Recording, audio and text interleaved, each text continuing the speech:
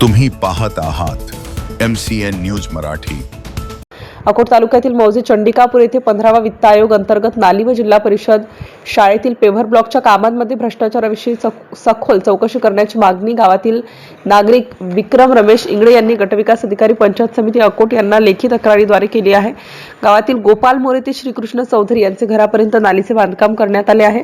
तसेच रवींद्र वाशिमकार ते गोपाल वैद्य यांचे घरापर्यंत नालीचे बांधकाम करण्यात आले असून दोन्ही बांधकामाची सखोल चौकशी करण्यात यावी।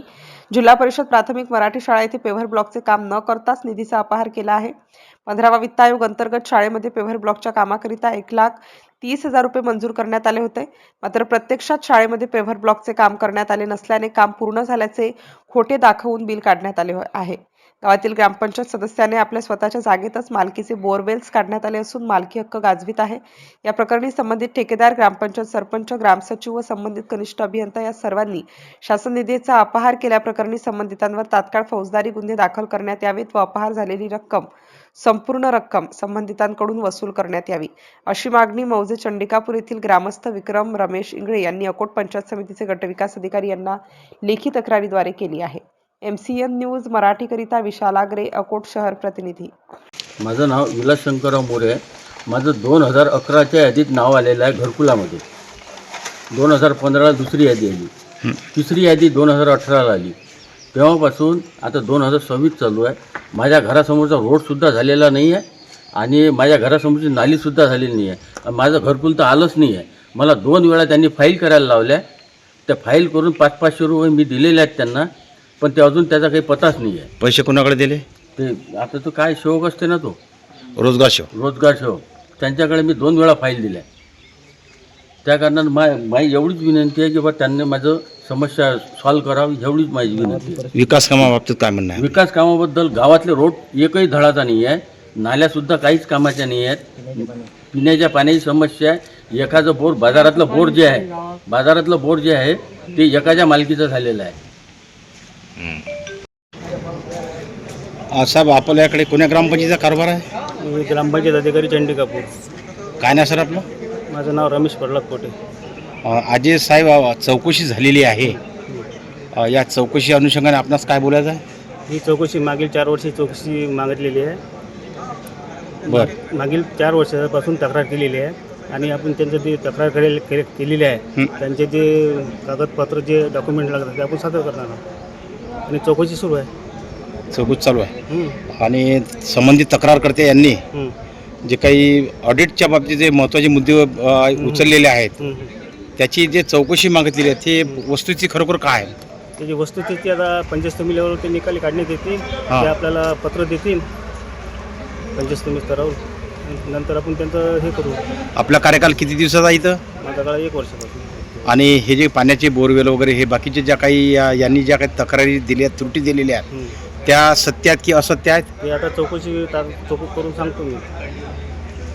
बोरवेल कुठल्या निधीच्या आहेत किंवा वैयक्तिक आहेत? बोरवेल वैयक्तिक जिल्हा परिषदेच्या निधीतून आहे।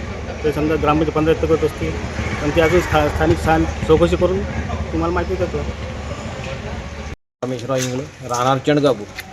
मी दिनांक 6/10/25 पासून गटविकास अधिकारी, कलेक्टर साहेब, BDO साहेब, त्याच्यानंतर आपले आयुक्त साहेब यांच्याकडे वारंवार कंप्लेंट तक्रार अर्ज करत आलो आहे।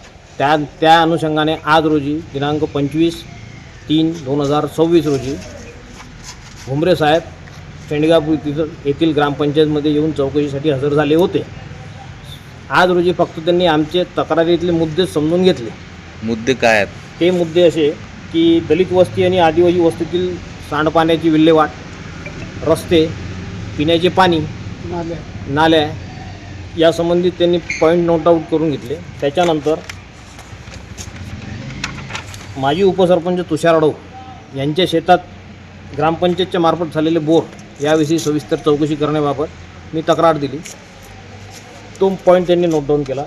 त्याच्यानंतर गावातील संदीप नितोने यांच्या घरासमोरील ग्रामपंचायतचे बोर हे सरपंच यांचे नातेवाईक बडराम अडव हे स्वतःच्या मालकी हक्कानं वापरत आहेत, त्याविषयी कंप्लेंट दिली। त्याच्यानंतर अनिल नितोने ग्रामपंचायत सदस्य यांच्या घराच्या बाजूला प्रायव्हेट मालकी हक्काच्या जागेवर जे मारलेले ट्यूबवेल आहे त्याच्याविषयी तक्रार दिली. त्यानंतर मला माहितीच्या अधिकारात मिळालेले ऑडिट रिपोर्टच्या नुसार जो गावातील जो काही अपहार झालेला आहे ऑडिटर साहेबांच्या म्हणण्यानुसार ग्रामपंचायत अधिनियम 1958-59 नुसार चे कलम 140 नुसार कारवाई होणे आवश्यक आहे, अपेक्षित आहे. ती कारवाई आजपर्यंत ग्रामपंचायतने काय केली नाही किंवा शिवने काय केली नाही याच्यावर त्याविषयी मी कंप्लेंट दिली. ती त्यांनी नोट डाऊन करून घेतली. त्याविषयी कारवाई करतो असं म्हणाले. त्यानंतर गावातील झालेले जेवढेही बांधकाम किंवा जेवढे विकास कामं आहेत याचे स्पॉट व्हेरिफिकेशन करण्याचे पुढच्या तारखेत करण्याचे त्यांनी मला आश्वासन दिले. चंडिकापूर येथील रहिवासी श्री विक्रम इंगळे आणि अविनाश नितोने यांनी जिल्हा परिषद, पंचायत समिती, जिल्हाधिकारी यांच्याकडे मोठ्या स्वरूपात तक्रारी त्यांनी केलेल्या आहे. त्या तक्रारीच्या अनुषंगाने आपण यापूर्वी देखील एक प्राथमिक सुनावणी पंचायती समिती स्तरावर 2 वेळा घेण्यात आलेले आहे. तथापि त्यांचं समाधान त्या ठिकाणी न झाल्याने आपण ते आज गट विकास अधिकारी यांच्या आदेशान्वये प्रत्यक्ष ग्रामपंचायतमध्ये आज सुनावणी त्यांची ठेवली आणि त्याच्यामध्ये जे काही त्यांचे मुद्दे होते त्याच्यावर या ठिकाणी त्यांच्या समक्ष या ठिकाणी साधकबाधक चर्चा करण्यात आली. तक्रारीचं प्रमाण हे मोठ्या स्वरूपात असल्याने पर्टिक्युलरली नेमकी कुठल्या मुद्द्यावर आपली तक्रार आहे की जेणेकरून त्याच्यावर आपल्याला वस्तुनिष्ठ पारदर्शकपणे चौकशी करण्यात येईल या संदर्भात तक्रार करते आणि उपस्थित प्रशासक आणि ग्रामपंचायत अधिकारी व सर्व प्रशासकीय समितीचे सदस्य यांच्यासमोर चर्चा करण्यात आली. मग तक्रारकर्ते यांनी त्यांचे जे काही पर्टिक्युलरली जे मुद्दे आहेत की ज्या मुद्द्यावर त्यांना चौकशी हवी आहे असे तक्रार श्री इंग्रजी आणि अविनाश नितोने यांनी प्रशासनाकडे मुद्दे या ठिकाणी दिलेले आहेत.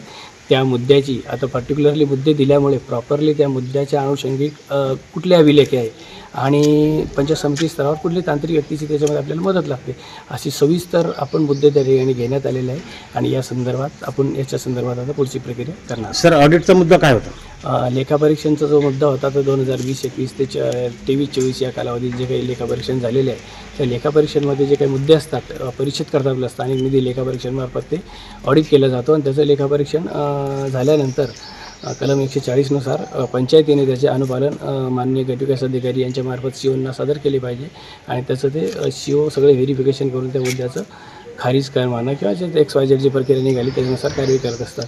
तर ते ऑडिट नोट पण या ठिकाणी त्यांनी उपलब्ध करून दिलेलं आहे. तक्रारकर्ते यांनी उपलब्ध करून दिलेले आहे आणि ग्रामपंचायत अधिकारी यांनीसुद्धा उपलब्ध करून दिले आहेत. त्या ऑडिट नोटच्या मुद्द्याच्या बाबतीत आम्ही लगेचच येत्या 1-2 दिवसात आम्ही या संदर्भात जे काही ऑडिट निघाले त्या मागील 2-3 वर्षामध्ये जे काही तत्कालीन व्यक्ती त्यांना ग्रामपंचायतीला पत्रव्यवहार करून आम्ही पुढची प्रक्रिया त्याच्यामध्ये करणार आहोत. संबंधित तक्रारकर्ते समाधान झालं त्यामध्ये? तक्रारकर्त्याचं या ठिकाणी आज प्राथमिक आपली चौकशी होती की जेणेकरून पर्टिक्युलरली कुठल्या मुद्द्यावर चौकशी करायची ते मुद्दे त्यांनी दिले आणि सविस्तर त्या ठिकाणी त्यांचं ऐकून घेण्यात आलं. सविस्तर सर्वांचं समाधान होईल अशी त्या ठिकाणी चर्चा करण्यात आली. अजून पुढे चौकशीची प्रक्रिया ही सुरू आहे. त्याच्यामुळे भविष्यात ती तक्रारीमध्ये जे काही फायनल होईल ते तेव्हा आपण याच्यावर अंतिमरित्या बोलू. जे आर्थिक व्यवहार झाले त्या आर्थिक व्यवहाराबाबतीत आपलं काय म्हणणं आहे? आर्थिक व्यवहार कोणत्या मुद्द्यावर झाले काय झाले ते मुद्देच आपण आता संकलित केलेले आहे. त्या मुद्द्याचा पडताळणी करून आपल्याला त्याच्यानंतर ते प्रक्रिया बोलता येईल. संबंधित तक्रारदारांचं समाधान झालं असं तुमचं म्हणणं आहे? निश्चितच आज रोजी जी काही प्राथमिक चौकशी होती याच्यामध्ये सविस्तर जे चर्चा करण्यात आली, सविस्तर मुद्दे त्यांनी या ठिकाणी लिहून दिले आमच्याकडे, ती सगळं नोंद या ठिकाणी करण्यात आली. हे प्राथमिक चौकशीमध्ये त्यांचं समाधान झाले अशी प्रशासनाची या ठिकाणी धारणा आहे. तक्रारीची प्रक्रिया आम्ही चौकशीची प्रक्रिया स्टार्टिंग आहे. पुढे आपण त्याच्यामध्ये नियमानुसार कार्यवाही करू. मग आता हे प्रकरण आता पुढे आपल्या जिल्हा परिषदकडे जाईल का, शिवकडे? नाही, आता हे बघा इन्क्वायरीमध्ये काय निघतं शेवटी आता इन्क्वायरी आपल्याला करायची. इन्क्वायरीमध्ये जे मुद्द्यांनी इन्क्वायरीमध्ये ज्या गोष्टी निघाल्यानंतर त्याच्यामध्ये कुठल्या डिपार्टमेंटचा संबंध येतो, कुठल्या घटकाचा संबंध त्याच्यानुसार त्याच्या कार्यालयाला आपल्याला ती पाठवली.